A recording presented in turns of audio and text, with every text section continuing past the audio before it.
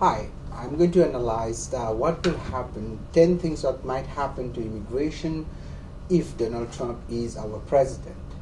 First of all, my name is Shah Parali. I'm an immigration lawyer in California, and I would like to comment on the propositions of Donald Trump when it comes to immigration.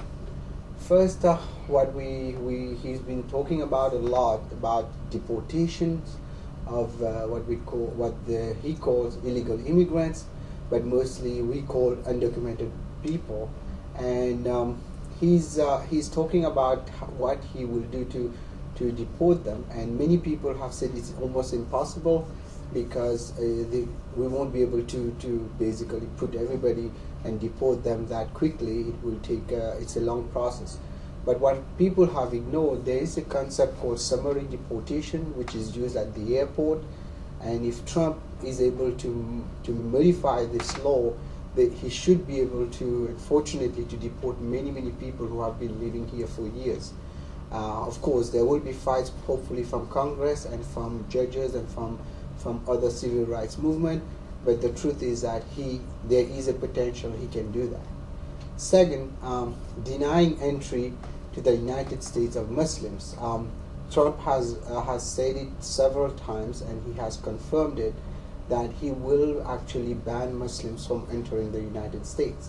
His campaign group has also said that no, he's talking only about people who are coming to visit here or students who are Muslims.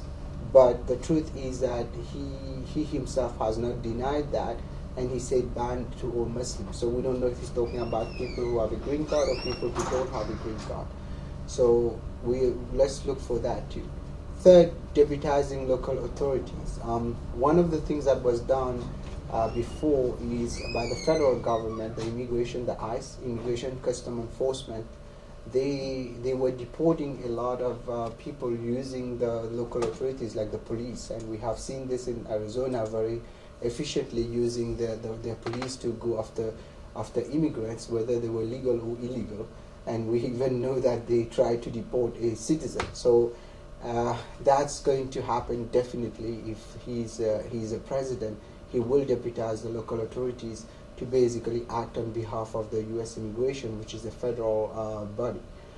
Now the fourth one, the executive powers orders of President Obama. There's a big chance, not a big chance, probably almost for sure, he will reverse all the executive orders by President Obama, including in immigration things like DACA, Prosecutorial Discretions, STEM OPT, H4EAD, and many others. As you know, all those laws, all those good laws were passed under the president using the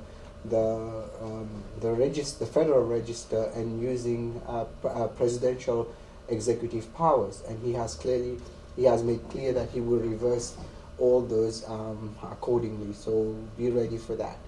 Next, H1B visas. As you know, he has been flip-flopping on the H1B visas, saying that, well, he will keep some if we need them, if we don't need them.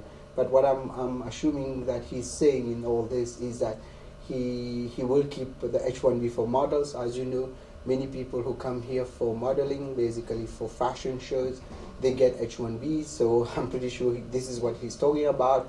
As for tech workers, God knows what's going to happen to them, because there's a big chance he will cut on those tech workers too. So be ready that H1B will have some major changes in them.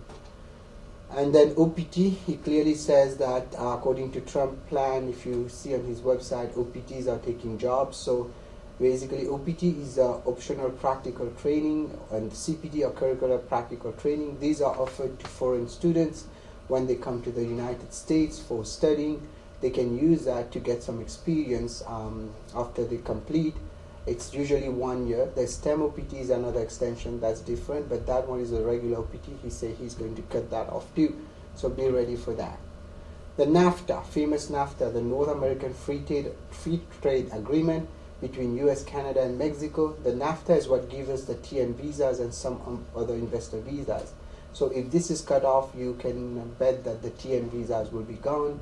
That means basically people who are Canadian citizens or Mexican citizens who qualify under the appendix will no longer have an ability to work in the United States. Then 8, Citizenship Birthright. there has been a lot of move back in the days actually in Congress to try to change the citizenship rule, including people who are undocumented here or who are on a visitor visa. If they give birth to a child, the child is technically right now, as the law stands, if you come to visit the United States, you give birth, that child becomes a U.S. citizen. And even if you're undocumented, that means quote unquote illegal, your child is still a U.S. citizen. But that's probably going to change too. And we know that because he has been attacking President Obama and lately his own friend, Senator Ted Cruz, on this matter. Infinite detentions. Trump said in one of his speech that he's going to not populate, but he's going to basically put more people in Guantanamo Bay. So that might be something that he might use in the immigration process to take immigrants and basically put them there, mostly Muslims and undocumented immigrants. So we should be ready for that, although he has not made clear who's going to be there. I am making the assumption that this will be the case. Then building the last but not least, building the wall from Mexico. Many people think, okay, it's a good idea, Mexicans will not come in. Well, first of all, Mexicans that are not coming that much in the U.S. anymore. Those borders are mostly being used by refugees running from their home country where there's danger, mostly from Central America or all the way down to the south, from the south.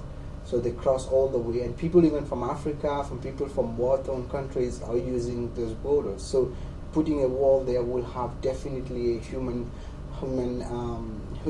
impact toll on many people, and it's basically it's really going to be hurtful to many people. So now, having said that, in conclusion, those are my ideas, and unfortunately, or fortunately, some of the ideas might be unconstitutional. But if they draft the law properly, it will pass muster, according to me. And using his president executive power, just like President Obama did, to give good stuff to immigration, he might use it to give bad stuff to immigration.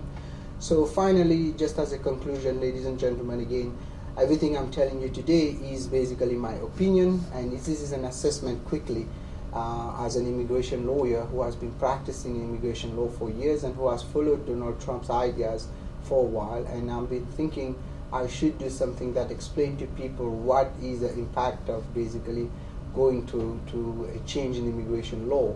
So for those who are immigrants, a lot of people are going to suffer. For those who are not immigrants, I appeal on their humanity to look at it from a perspective we are all humans. We are different species, but we are still same species. We are not different in nature. The blood is the same. We walk the same. Maybe we have different color of skins. We should not be unfair. The world is changing. We have a new world order, but that should not be a world order that is based on hurtful stuff.